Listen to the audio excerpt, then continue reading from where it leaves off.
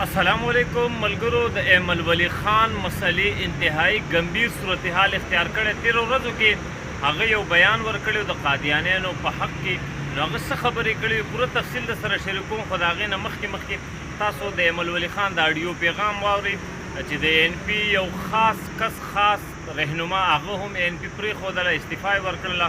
د دې ایمل ولی خان د بیان د وجې تاسو دا پوره تفصیل واورئ. د هغې قادیانیان مرداباد دی وی د رکنیت مړه رکنیت باندې مجاز کوم زه د پیغمبر علیه السلام په مخ کې ستا رکنیت کې مجاز کوم، ستا په دې وټونو مجاز، ستا په دې ټیکټ مجاز کوم، ستا په دې پارټۍ مجاز کوم چې څوک دی کې دا ټول قادیانیان دي مجاز په کوم. زه به ان شاء الله زیارت پر پریس کانفرنس کوم او د جمعې پر ورځ به یک आवाज ودرېږم په فاروق اعظم چوک 400 کې او وایم چې قادیانیان مرداباد او ختم نبوت زنده باد. چې څوک راځي مسلمان یلته براشي او چې څوک ناراضي ادل تزي په قادیانانو په مرکز کې دی کوي. قادیان ختم شو، دویم قادیانان په 400 کې مرکز کولو شو. یو سیاسي پارټي مشرانو چې هغه سیاسي پارټي ان پی پارټي دا داغي مشرانو هغه یو داسې فیصله وکړه چې هغه فیصله ډېره زیاته غیر مناسب وه چې د ازلان مومن داغه د دوی یو چینل چې هغه فکس آر فکس دا چې دی د هغې آغاز کاوه. ازلان مومن دی د دغې چینل مشر به حیثیت د مشر د یو عهدې ډایرکټر او چیرمین دی ته دا عهده ورکړله. په هغې باندې زمونږ د عالمي مجلس تحفظ ختم نبوت مشران د ضلع 400 خصوصا او د عام ضلعو او د زمونږ د KPK هغې خبر شو، په هغې باندې ډېرې زیاتې رد عمل راللې. بیا زمونږ د ضلع 400 مشرانو هنګامي طور باندې بېګا شپه کې دا یو اجلاس وکړو، فیصله یې وکړله چې سبا له به 1 جون باندې انشاءالله موږ پریس کانفرنس کوو د دې خبرې په دغه کې چې دا فیصله د دې پارټۍ مشرانو ډېره غلطه کړې ده او نامناسبه کړې ده.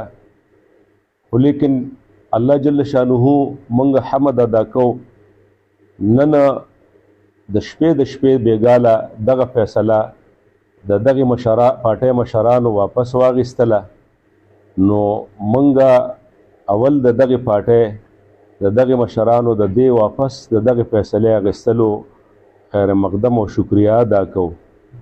او دا خبره علی الاعلان موږ بیا هم د پریس په ذریعه باندې عامو مسلمانانو ته کوو چې ګوره که داسې هرې پارټۍ مشرانو یا سرکاري خلکو او یا داسې د نجي شعبو ادارو بعضې مشرانو داسې فیصلې وکړلې نو دا به ډېر زیات نقصان بیا مومي. او دا د دې وجې نه چې چونکې زمونږ د پاکستان په آیین کې په 1974 آیین په دغې آیین کې قادیانان دا غیر مسلم ګرځولي شوي دي او په دغې آیین باندې د جمعیت علماء اسلام مشران مفتی محمود صاحب او د بعضې نورو پارټو مشرانو لکه خان عبدالولي خان او ذوالفقار علي بټي او دارنګې د نورو سیاسي ګوندونو او مشرانو هغې دستخطونه موجود دي. لہذا د دې وجې نه دا زمونږ په آیین کې دا خلق غیر مسلم دي قادیانان. نو که کم خلق داسې فیصله کوي او یا د کمې پارټۍ والا مشران بیا آینده دپاره داسې فیصلې کوي نو دا به خپل ځان ته او پارټۍ ته ډېر لوی نقصان ورسوي. ځکه چې زمونږ په هره پارټۍ کې چې څومره خلق دي که مسلمانان دي الحمدلله نو هغه په دې خبره باندې اول لکه ځان قرباني کوي، پارټي رستو دغه کوي او د ختم نبوت د عقیدې او د حضور مبارک سره د محبت هغه اظهار دا اول کوي او پارټي رستو انجای کوي. د دې وجې نه دا به هغې ته ډېر زیات نقصان وي.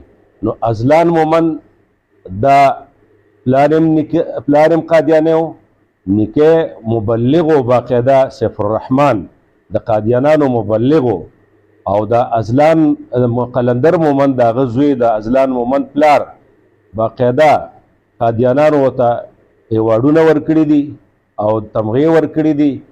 دا په ریکارډ باندې موجود دي او زمونږ د تحقیقاتو د عالمي مجلس تحفظ ختم نبوت د مشرانو د تحقیق مطابق ازلان مومند اوسم چې کوم دی هغه وایي باقاعده چې یاره زه لکه احمدي یم او په دې باندې لکه فخر کوي.